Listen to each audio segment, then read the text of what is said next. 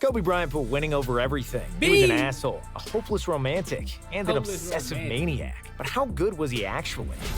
Early life and road to the NBA. Kobe's dad may have been a millionaire, but this didn't make Kobe's life easy. Like Will Smith, Kobe was born in Philadelphia, and his father, Joe Jellybean Bryant, played for the 76ers. After 8 years in the NBA, Jellybean moved his family to Italy to play basketball abroad. Hold on, I knew his daddy played in the league, but I didn't know he was made millions and stuff like that.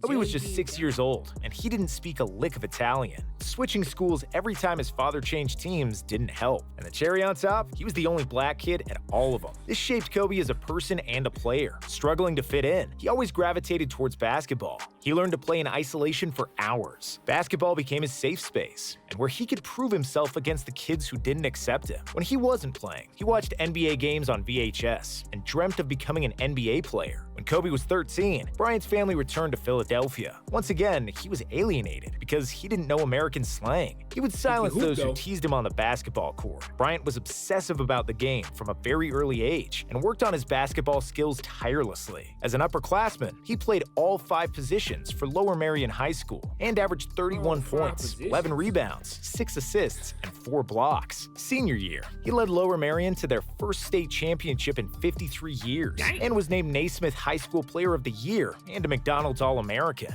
There was a huge hype about where he'd go to college. Then, Kobe surprised everybody. Bryant organized a press conference and announced that he would skip college and take his talents to the NBA. Kobe was just the 6th player in history to go to the NBA directly from high school. So naturally, NBA executives were reluctant to draft him. But after he destroyed Michael Cooper in practice, Lakers GM Jerry West knew that he was watching the best pre-draft workout he'd ever seen, and that Kobe was the best player in the 1996 draft. West was so who y'all think Kobe would have went? If he would have went to college, who y'all think he would have went to though?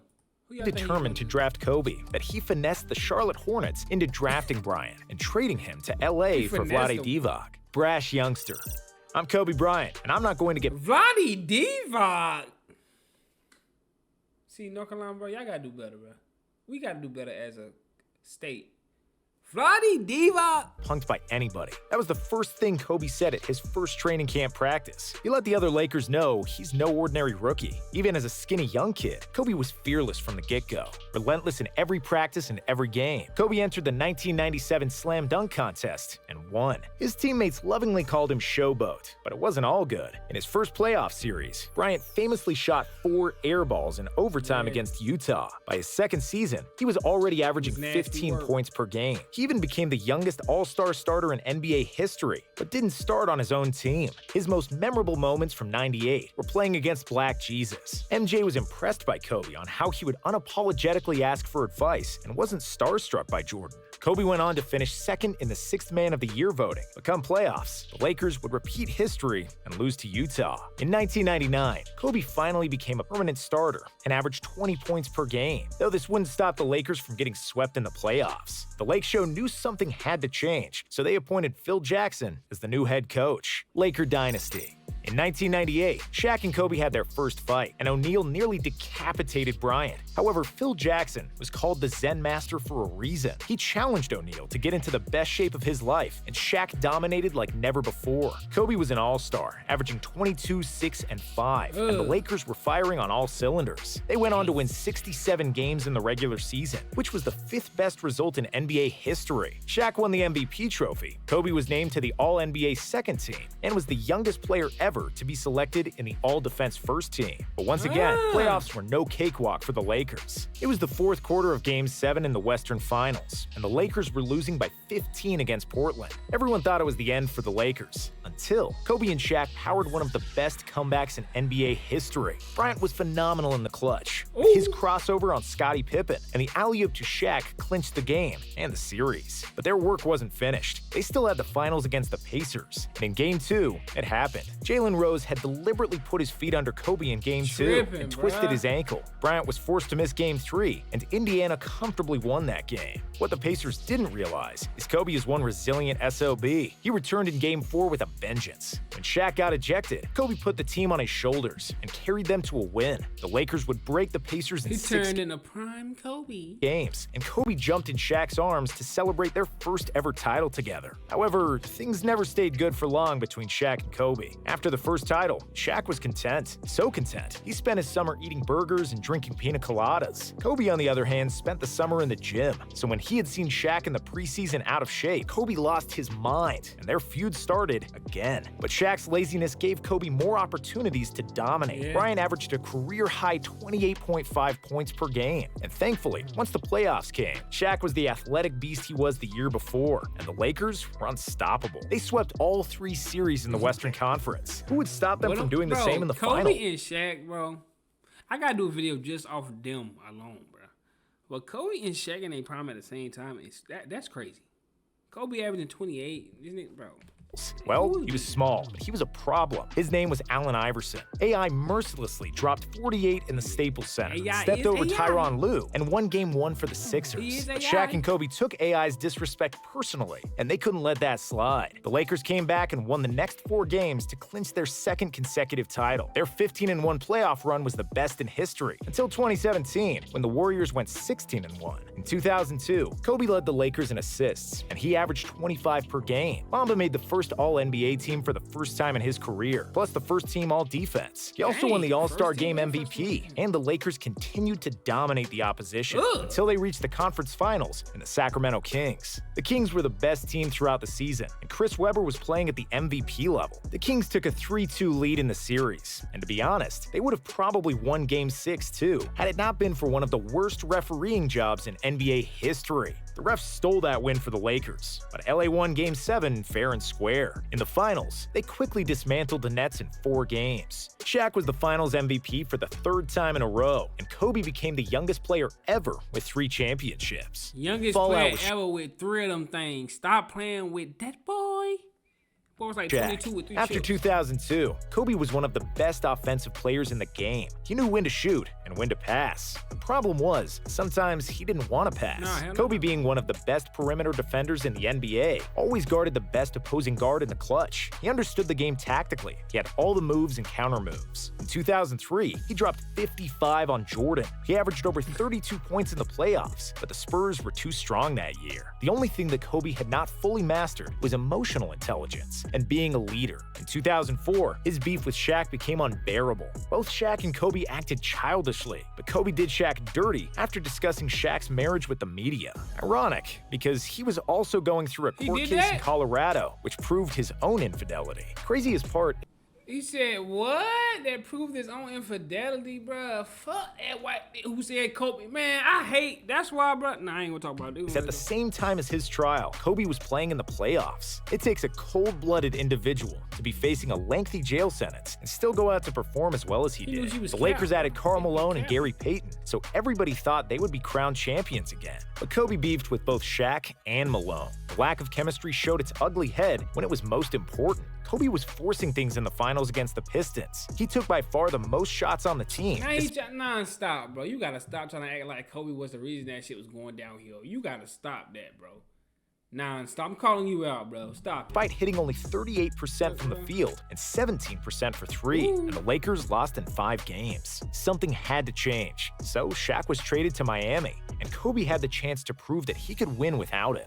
Individual greatness. Kobe was a maniac. For all the kids out there that want to be like Kobe, here's some advice. Don't do it. Because Kobe was 1 in a billion, he ran himself into the ground to become a perfect basketball player. He was in the gym up to 3 times a day, and he wouldn't leave practice without making 400 shots. But it was because Kobe was such a maniac that he produced some of the greatest memories for basketball fans around the world. In 2005, he scored 62 points against the Mavs in just 3 quarters, and 3 weeks later, he notoriously scored 81 against the Raptors, the second highest he top 4, he not 4. Scoring game in NBA history. Bryant averaged 35 points per game in 05 and 31 in 06. He was in his athletic prime. Kobe led the league in scoring, and his highlights of that era were a thing of beauty. But that same year, the Lakers somehow missed the playoffs, and in 06 and 07, they lost to the Suns in the first round. Despite Mamba's heroics and game winners in the clutch, he still wasn't proven as a true team player or leader. Buenos dias, pal. Kobe's selfishness almost got him traded to Detroit during the 2007-2008 season, but that fell through, and instead, the Lakers traded for Pau Gasol, one of the best European players ever. With the additions of Gasol, Trevor Ariza, and the emergence of Andrew Bynum, the Lakers finally became championship contenders again. LA clinched the #1 seed, and Mamba was named the regular season MVP. They dominated the West and made it to the finals against the Boston Celtics. With Tom Thibodeau, a defensive mastermind, and his revolutionary ice defense, the Celtics would load up defenders on Kobe in the finals, forcing Bryant to get rid of the ball or take tough shots against multiple defenders. Kobe was the best player in the world at the time, but Boston had a better team that season, and the Celtics won in 6 games. After winning the 2008 Olympics with Team USA against Spain, Kobe left the gold medal in front of Pau Gasol's locker to rile him up for the season. He needed Pau to be aggressive. He played similar tricks on other teammates and was finally learning to be a leader. Kobe took it upon himself to hang out socially and bond with his teammates to learn what made them tick. He now knew he couldn't win the title by himself. In 2009, Bryant was playing the best and most mature basketball of his life. He led the Lakers to win the championship and earned the Finals MVP award. In 2010, the Lakers made the finals once more and had a chance at revenge against the Celtics. But as usual, there was a problem. Kobe was playing with a bone spur in his ankle and a broken finger on his shooting hand. As you would imagine, he couldn't shoot the ball well. This series, in particular, was pretty ugly, but things were different than they were years ago. Kobe and the Lakers learned to play like a team and took the series to Game 7. Kobe shot 6 from 24, incapable of putting the game away by himself. But with his Mamba mentality, he'd rather die than lose to the Celtics twice. Bryant had 15 rebounds that game, and he was doing everything possible to win. Then in the last minute, Ron Artest would hit a 3, and the Lakers prevailed. Kobe got his 5th title that night, and when a reporter asked what the title means for him, Kobe truthfully and sarcastically answered, "Just got one more than Shaq." Lakers' downfall and Kobe's legacy.